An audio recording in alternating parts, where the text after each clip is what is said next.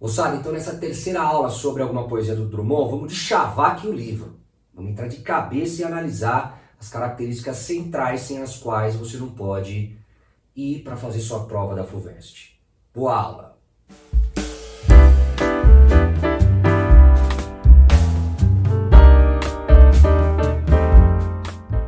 Vamos que vamos então, vamos tocar o barco. Olha só, para a gente analisar aqui ou alguma poesia do Drummond, nós vamos separar o estudo da obra em duas partes.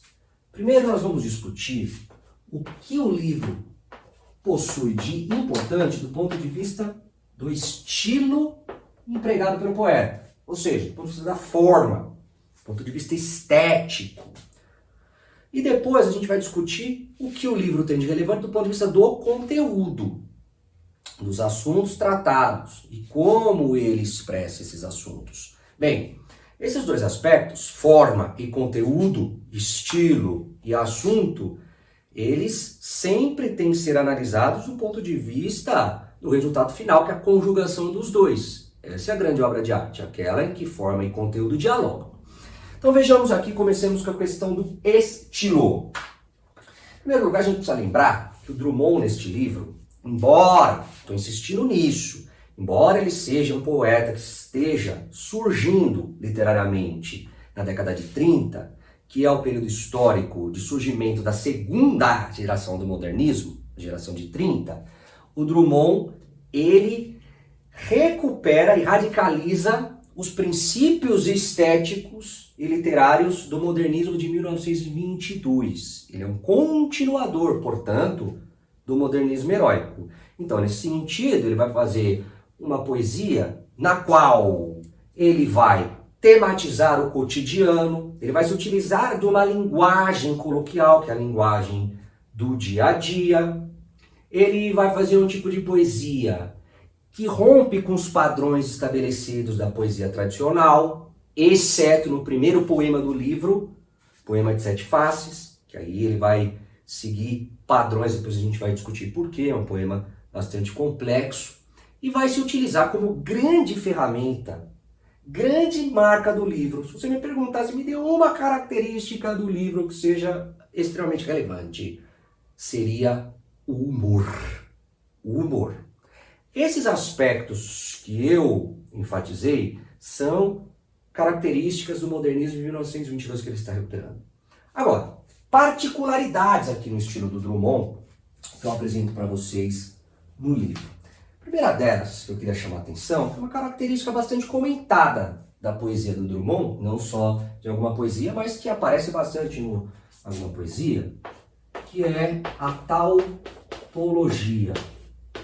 Nossa, que isso, Evaristo? Tautologia, que palavra esquisita. É fácil.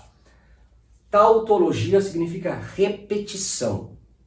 Repetição de palavras, repetição de versos, repetição de estruturas. E repetição também de ideias. Certo?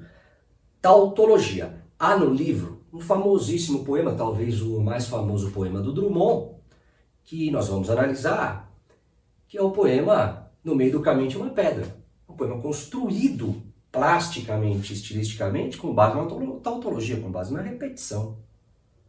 Tudo bem? Bom, segunda marca de destaque do livro é a metalinguagem. Metalinguagem. O que é isso, metalinguagem? Metalinguagem é quando uma determinada obra, um determinado ramo da arte fala de si próprio. Uma reflexão sobre a própria arte. Por exemplo, aqui é o poeta refletindo sobre a própria elaboração da poesia. É o poeta que vai falar sobre seu próprio procedimento de construção literária. Aí isso dá sinal de metalinguagem. Então, quando você assiste um filme, que aparece o filme dentro do filme, isso se chama metalinguagem. Então, os personagens estão lá, tal, e eles estão se apaixonando, e eles vão até o cinema. E lá no cinema aparece no telão um filme, isso se chama metalinguagem. Aqui é o poeta falando sobre o próprio ofício da poesia, ou falando sobre sua forma de conceber literatura, sua forma de construção. Metalinguagem, para ser mais preciso, metapoesia, né? Porque metalinguagem vai para todas as linguagens artísticas, metapoesia é específico para poesia. E uma terceira marca central seria o hibridismo, a mescla. Isso é extremamente moderno, que o Drummond vai fazer em vários poemas do livro, que é a mescla entre o baixo e o elevado. Só que é uma coisa um pouquinho mais complicada. Olha, o que seria isso? A poesia, tradicionalmente, desde Aristóteles, vamos colocar um marco aqui, Aristóteles, lá na Grécia Antiga,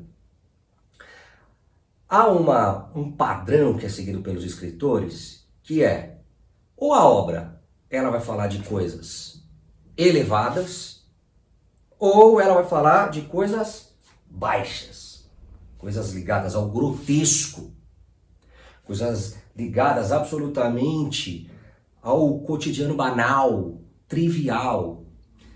E não há mistura dessas duas perspectivas temáticas. O modernismo rompe com isso no mundo.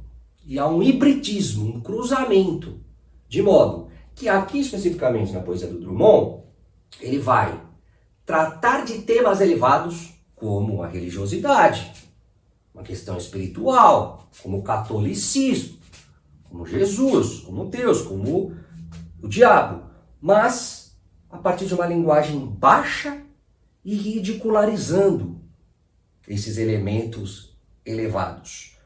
A isso dá-se o nome de hibridismo ou mescla entre o alto e o baixo, estilo mesclado. Tudo bem? Uma marca importante aqui do livro.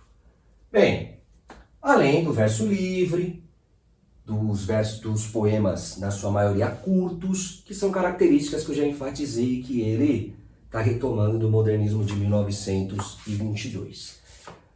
Do ponto de vista do conteúdo, o Drummond, ele, em primeiro lugar, ele vai estabelecer relações de paródia, de ironia, sobretudo com três elementos. Romantismo, uma ironia brutal contra o romantismo, sobretudo contra a idealização romântica, contra o parnasianismo, e os parnasianos eram os principais inimigos da perspectiva dos modernistas de 1922, né? Os modernistas eles elegem os parnasianos como os inimigos principais. E terceiro, contra o espiritualismo religioso, noção espiritual, Deus, Jesus, os mitos, sobretudo católicos. E nesse sentido de ironia contra esses temas elevados, esses temas ligados ao sagrado, à transcendência, o Drummond está ironizando a sua própria geração. Porque o que caracteriza a poesia brasileira da década de 30 é o forte espiritualismo católico, que ele retrata de forma a debochar. Então a paródia e a ironia. Segundo tema importante da poesia drummondiana, aqui, é a reflexão sobre a existência, é o existencialismo, que tem a ver com a ideia de um eu versus, em conflito, em contradição e alteridade com a existência, com o mundo. E como é que ele resolve esses conflitos existenciais? Como essas reflexões aparecem? De novo, por meio da ironia, por meio do deboche. Por meio do deboche. O próprio poema da pedra no meio do caminho, tinha uma pedra no meio do caminho, é um poema que exemplifica bem essa ligação entre existencialismo, gauchismo, transgressividade e ironia. Outro tema importantíssimo no livro são temas ligados à província. ao mundo do interior, ao mundo rural. De novo, nós vamos perceber uma postura irônica, debochada em relação ao Brasil. Porque enquanto se vive uma euforia desenvolvimentista, industrial, sobretudo na cidade de São Paulo, em que há uma noção de que o Brasil efetivamente vai se desenvolver, vai se tornar um país cosmopolita, de economia mais sofisticada, ele vai apresentar o contraposto. Ele vai apresentar a ilusão desse projeto.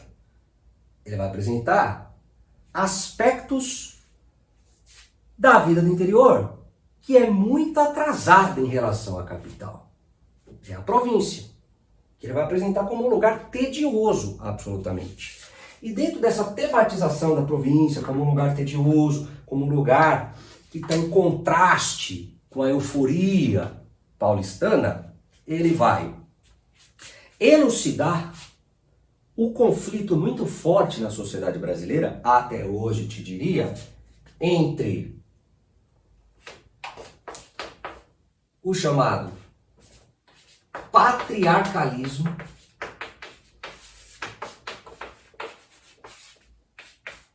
e o liberalismo. Explico melhor isso. O patriarcalismo é a visão ideológica dominante no Brasil colonial e no Brasil do século XIX. É um tipo de sociedade caracterizada pela ausência de meritocracia, ou seja, pelos privilégios, uma sociedade caracterizada pela não democracia, caracterizada pela escravidão, caracterizada pela violência e caracterizada pela figura do pater, do pai, do homem no poder, dominando a sociedade, mandando, impondo suas vontades. Uma sociedade calcada muito na religiosidade cristã.